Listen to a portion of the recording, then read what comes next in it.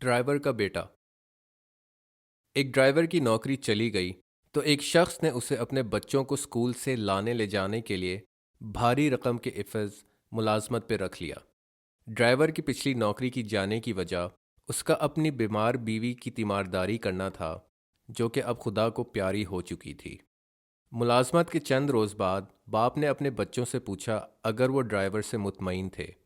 بڑے بیٹے نے بتایا، ڈرائیور بہت محتاط اور خیال رکھنے والا شخص ہے، مگر وہ اپنے ساتھ اپنے 3 سالہ بیٹے کو لاتا ہے۔ باپ بولا، ٹھیک ہے، ابھی مزید دیکھتے ہیں، شاید کسی وجہ سے ساتھ لاتا ہو۔ کچھ عرصے بعد باپ نے بچوں سے دوبارہ پوچھا اگر ڈرائیور بیٹے کو ساتھ لا رہا ہے۔ بچوں نے کہا ہاں۔ باپ نے سوچا ڈرائیور سے بات کی جائے۔ ایک صبح باپ نے ڈرائیور کا بچوں کو خیال رکھنے کے لیے شکریہ کرتے ہوئے پوچھا اگر کوئی اور اسٹوڈنٹ بھی ان کے ساتھ جاتا ہے۔ ڈرائیور چونک کے بولا، کوئی اور اسٹوڈنٹ؟ آپ کا مطلب میرا بیٹا؟ وہ 3 سال کا ہے اور اپنی ماں کے گزرنے کے بعد مجھ سے اور بھی زیادہ مانوس ہو گیا ہے۔ مزید یہ کہ میرا گھر بہت چھوٹا سا ہے، میں وہاں اسے اکیلے نہیں چھوڑ سکتا۔ آدمی کو نبی صلی اللہ علیہ وسلم کی حدیث یاد آئی کہ جو خدا کی مخلوق کے ساتھ اچھائی کا معاملہ کرتا ہے، خدا اس کے ساتھ دوستی رکھتا ہے، اور جو خدا کی مخلوق کے ساتھ اچھائی نہیں کرتا، خدا اس کے ساتھ دوستی نہیں رکھتا۔ وہ ڈرائیور سے بولا، ہمیں کوئی دقت نہیں، بچوں کو بھی بیٹا بہت پسند ہے، میں صرف اس لیے پوچھ رہا تھا تاکہ اس کے لیے کھلونے لا سکیں، واپسی پہ لیتے جانا۔ ڈرائیور نے باپ کا ڈھیر سارا شکریہ ادا کیا اور بچوں کو لے کے اسکول روانہ ہو گیا۔ آدمی نے اپنی بیوی سے کہا کہ ڈرائیور کے بچے کے لیے کپڑے اور کھلونے خرید لائے اور خود دفتر کو چل پڑا۔ دفتر میں آدمی کے باس نے اسے ترقی کی خوشخبری سنائی۔ اسے ترقی کا کافی دیر سے انتظار تھا۔ اس نے خدا کا خوب شکریہ ادا کیا اور اس طرح اس کی تنخواہ بھی دگنی ہو گئی۔ ومن يتق الله يجعل له مخرجا ويرزقه من حيث لا يحتسب ومن يتوكل على الله فهو حسبه إن الله بالغ أمره قد جعل الله لكل شيء قدرا۔ ادویات فروش۔ صوبائی یونیورسٹی سے ایک نوجوان محکمہ ادویات سے اپنی پڑھائی مکمل کر کے فارغ ہوا۔ اس کے والدین کا ہمیشہ سے خواب تھا کہ وہ پڑھ لکھ کے کامیاب ہو۔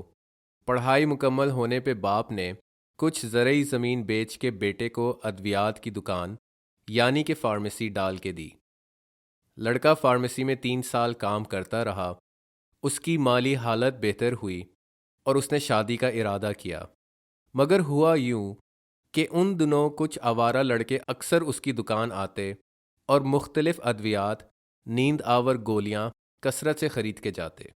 وہ اسے بھاری رقم کی صلاح مارتے اور وہ انہیں دگنی قیمت پہ ادویات بیچتا۔ دیکھتے ہی دیکھتے ان کی آپس میں دوستی بھی ہو گئی اور لڑکوں نے اسے نشے کرنے پہ اکسایا۔ یوں اس کی دکان بدنام ہونے لگی اور صرف لفنڈر اور آوارہ لڑکے وہاں سے خریداری کرنے آتے۔ جب باپ کو ان باتوں کا علم ہوا، اس نے دکان بیچ دی اور بیٹے کو نشے کی بیماری کے علاج کے لیے ذہنی امراض کے ہسپتال میں داخل کروا دیا۔ چند ہفتوں بعد بیٹا وہاں سے نکلا اور دوبارہ اپنی پرانی روش پہ چل پڑا اور پرانے دوستوں سے ملنے لگا۔ اس کی صحت تباہ ہوتی گئی اور اسے دیکھ کے فقر کا احساس ہوتا۔ دیکھتے ہی دیکھتے پولیس نے اسے اور اس کے گروہ کو گرفتار کر کے حوالات میں بند کر دیا۔ بہت مایوسی کا دن تھا وہ۔ جیل سے رہائی کے بعد اسے دوبارہ ذہنی امراض کے ہسپتال جانا پڑا کیونکہ وہ نشہ کرنے سے باز نہ آتا۔ بدقسمتی کی یہ کہانی انہونی نہیں، اس کے پیچھے بے شمار وجوہات ہیں۔ نوجوان نے خدا کی نافرمانی کرتے ہوئے گناہوں کا راستہ اپنایا۔ بے شک خدا نے جن کاموں سے روکا ہے وہ بربادی کا ہی باعث بنتے ہیں۔ اس سے انسان کا حال اور مستقبل دونوں ہی تباہ ہو جاتے ہیں۔ وما أصابكم من مصيبة فبما كسبت أيديكم ويعفو عن كثير وما أنتم بمعجزين في الأرض وما لكم من دون